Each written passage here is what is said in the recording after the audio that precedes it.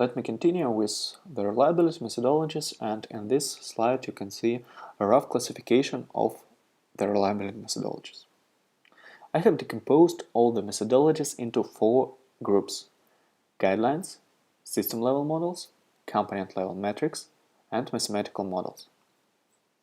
The guidelines describe the process. The guidelines are the most top-level group, and they describe the process, how the reliability analysis has to be carried out. It describes general steps, reports that need to be prepared, actions that need to be performed, and so on. The well-known guideline is a failure mode and effect analysis, FMEA. And usually the guidelines also provide us information on which system-level models we have to use. And system-level models describes reliability aspects of the product on a system level. The idea that the guidelines are product-oriented or process-oriented, and the system-level models are product-oriented. The system-level models, they use the decomposition of the system into the components and use the properties of these components and architecture of the system in order to provide the estimate of reliability of entire system. And as you already understood, that system-level models, they use component-level metrics. And the component-level metrics are very low-level characteristics of a single component, like mean time to failure or failure rate, that shows how reliable is a component of the system. However, it's not so easy just to take these component-level metrics, group them somehow using the information about the architecture behavior of the system in order to provide the information about the system reliability. For this purpose, we need strong mathematical models, and these models are discrete time Markov chain or continuous time Markov chain or sometimes stochastic pattern nets.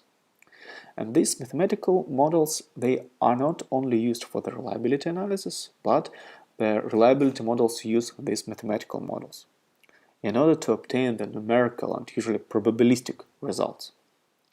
Okay, and let me start with the component level metrics, or just reliability metrics. We have a number of metrics, and the question what type of metric to use depends on the failure model. For example, if we have a simple failure model, that means that we have a component and this component can fail, but after the failure there will be no repairs, no restores, nothing. Fail means fail. In this case we can use MTTF, mean time to failure, and it defines the average time to failure of a component. And if we know that the MTTF of our component is 1 year, we can use it for some time, less than 1 year, and after that this component has to be replaced. The second failure model is a so-called renewal failure model. This model implies that after the failure the component can be restored or replaced. And in this case we have to use another 2 metrics: mean time between failure, MTBF.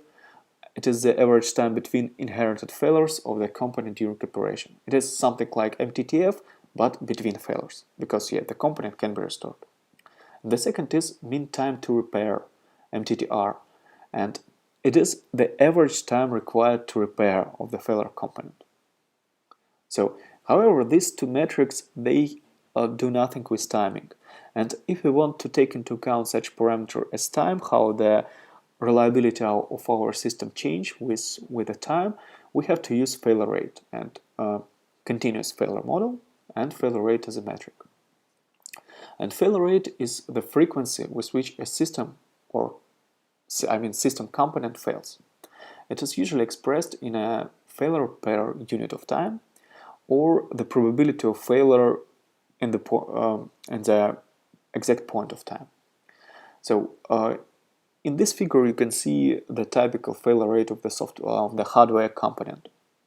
And we can see that the failure rate is pretty high at the beginning because of the burn-in phase. After that we have a useful life. During this time the failure rate is pretty low, acceptable low. And after that the component becomes older and older, and there is a wear out, and therefore failure rate grows. This picture is usually called bathtub curve. So, and in this slide you can see a number of sources, data sources, where you can obtain the failure rates, the MTTFs for different type of components. for example, for mechanical equipment, for electrical equipment, for electronics like sensor detectors, and even for software components. So there are such kind of sources where you can get this information.